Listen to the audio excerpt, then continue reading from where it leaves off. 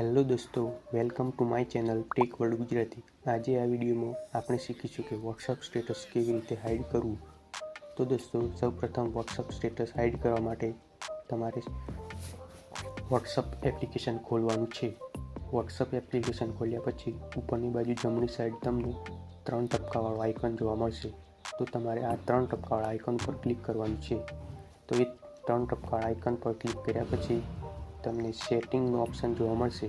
તો હવે તમારે એ સેટિંગ ઓપ્શન ઉપર ક્લિક કરવાનું છે।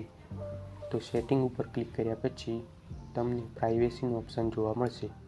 તો સેટિંગમાં પ્રાઇવસીવાળા ઓપ્શન પર ક્લિક કરવાનું છે।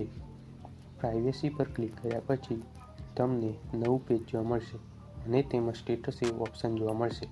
તો હવે તમારે એ સ્ટેટસવાળા ઓપ્શન ઉપર ક્લિક કરવાનું છે। સ્ટેટસ ઉપર ક્લિક કર્યા પછી સ્ટેટસ પ્રાઇવસીનું પેજ જોવા મળશે અને તેમાં 3 ઓપ્શન જોવા મળશે।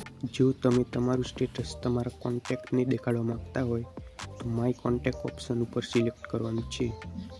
અને જો તમે તમારા કોન્ટેક્ટ્સમાં કોઈ એવું હોય કે જેને તમે વોટ્સઅપ સ્ટેટસ દેખાડવા માંગતા ના હોય તો માય કોન્ટેક્ટ એક્સપેક્ટને સિલેક્ટ કરવાનું છે। અને ત્યાર પછી તેની બાજુમાંથી જે કોન્ટેક્ટને સ્ટેટસ હાઇડ કરવાનું છે તેને સિલેક્ટ કરી દેવાના છે અને નીચે ટિક માર્ક કરી દેવાનું છે। અને જો તમે તમારું વોટ્સઅપ સ્ટેટસ અમુક લોકોને જ દેખાડવા માંગતા હોય તો તમારે ઓનલી શેર વિથ ઉપર ક્લિક કરવાનું છે અને બાજુમાંથી જે કોન્ટેક્ટવાળાને સ્ટેટસ દેખાડવા માંગતા હોય તેવાને સિલેક્ટ કરી દેવાના છે અને નીચે તમને ટિક માર્ક કરી દેવાનું છે।